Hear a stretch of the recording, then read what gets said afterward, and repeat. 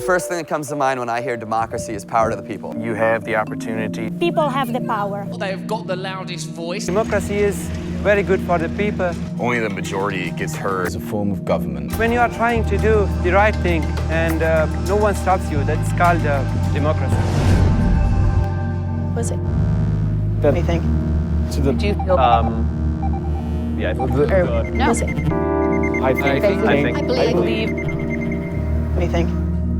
Democracy is a form of government that allows people to vote in a genuine election. So people choose other people to go represent them in the institution. It's a perfect way to avoid corruption because the person voted for is obviously trusted by the majority of the population. The word democracy is a Greek word and it can be translated into people power. Those in power in ancient Greece realized the best way to defuse criticism was to incorporate the critics by encouraging discussion. Democracy gives people a voice. It gives them the opportunity to vote for their own leader, to have the person that they feel accurately represents what they believe in as their government, their governor of state, or however you want to put it.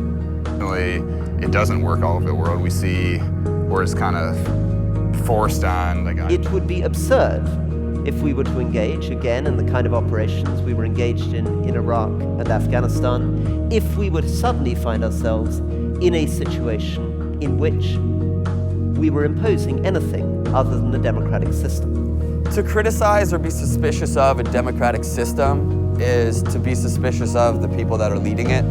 That doesn't mean the definition of a democratic system is tainted. It just means the people running it are not doing what they should be. The idea of democracy and the concept of democracy is not working as it should.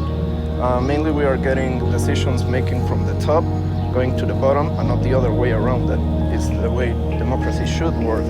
We know what's right. Help each other when we're in need. But we've got these instincts in us. We're being informed by little fucking Jiminy Crickets that we have to ignore to live in this stupid, mental, destructive society. That's how the whole thing began. And that's why borrowing was a deliberate policy to make the working class today slaves again.